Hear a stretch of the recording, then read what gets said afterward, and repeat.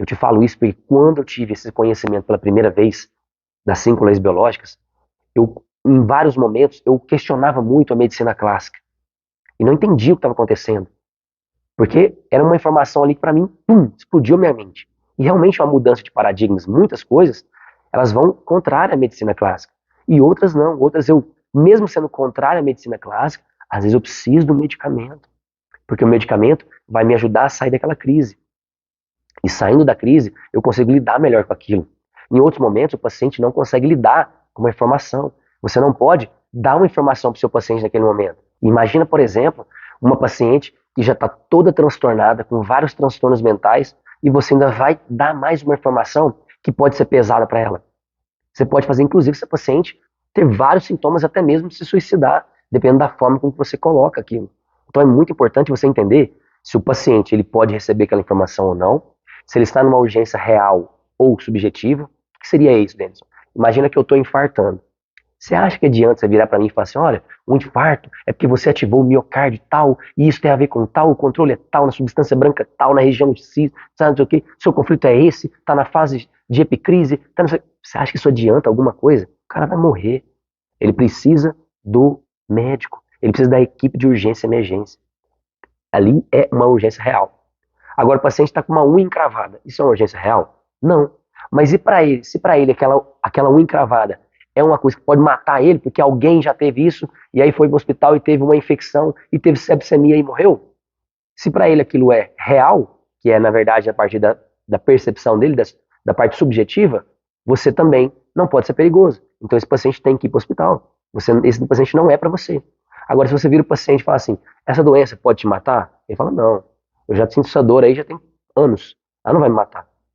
Você conseguiria conviver com ela? Não, eu quero melhorar. Então você sabe que esse paciente é um paciente que você vai ajudar ele bastante, porque ele não está numa urgência real, ele sabe que ele não vai matar ele até consegue conviver com aquilo, e agora você tem abertura para conseguir tirar isso dele, inclusive. Tirar como não é que você vai lá colocar a mão e tirar, mas você vai entrar com técnicas, com informações de forma precisa para ajudar esse paciente a se equilibrar. E aí sim você vai gerar resultados efetivos, duradouros, sendo assertivo. Essa é a ideia, tá? Então, dentro desse tema raiva, eu encontrei esse tema raiva na minha paciente, mas o sintoma que ela tinha era dor cervical. Então, dor cervical é mesoderma novo, é sensação de impotência. No caso, que envolve ali o nosso intelecto. Então, é quando você se sente diminuído de forma intelectual, as suas ideias não são valorizadas, eu me sinto como se eu estivesse me sentindo burro, incapaz mesmo intelectualmente, eu não consigo passar uma prova, eu não consigo entender como que meus irmãos não me contaram isso antes, que era a frase dela, então eu não consigo entender, eu não tenho uma ideia para entender aquilo, você ativa toda essa região cervical. Então, a raiva em si, a emoção, nesses exemplos que eu já dei aqui para você vê que a raiva, uma afetou a parte do estômago, mas porque ela vivenciou uma contrariedade, uma rivalidade dentro do ambiente dela. Como eu te citei, sobre os animais, utilizando o comportamento de raiva para defender o seu território. Essa outra paciente não, já teve dor na região cervical. Eu quero trazer outro exemplo, que eu sempre falo com os meus pacientes, quando eu vou explicar dessa forma. A emoção não é um problema. Então a emoção raiva, essa emoção primária, não é o problema.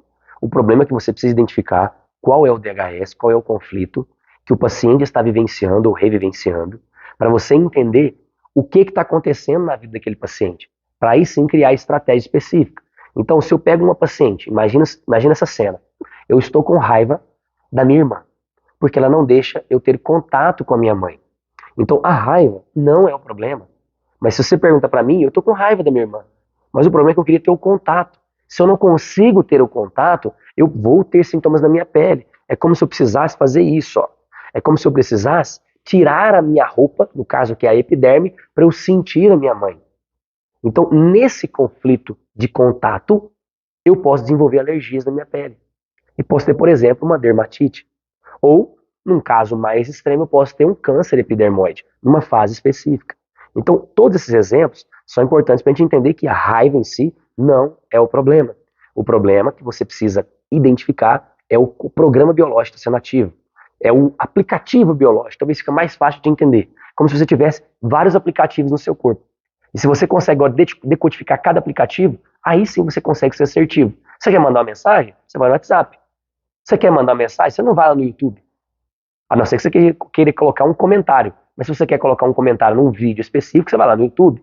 Mas se você quer colocar um comentário num vídeo, você não vai no WhatsApp. Porque cada aplicativo tem uma função no nosso corpo. Então, cada órgão que nós temos tem uma função no nosso corpo. No meu caso, se eu quero sentir o contato da minha mãe, eu vou ativar a pele, um exemplo. Mas a emoção é a raiva. Se eu estou com raiva da minha irmã, porque eu queria ver a minha mãe, eu não vou ativar minha pele. Pele não enxerga. Eu não vou ativar o estômago não vê. Eu vou ativar os meus olhos. E eu posso desenvolver sintomas a nível ocular, como por exemplo, eu posso ter uma conjuntivite, principalmente quando eu consegui ver minha mãe, porque eu consegui ver aquilo que era precioso para mim. Se eu consigo ver aquilo que é precioso para mim, eu desenvolvo conjuntivite. Ah, Denison, e a cena? A cena é a raiva do mesmo jeito. Eu estou com raiva da minha irmã.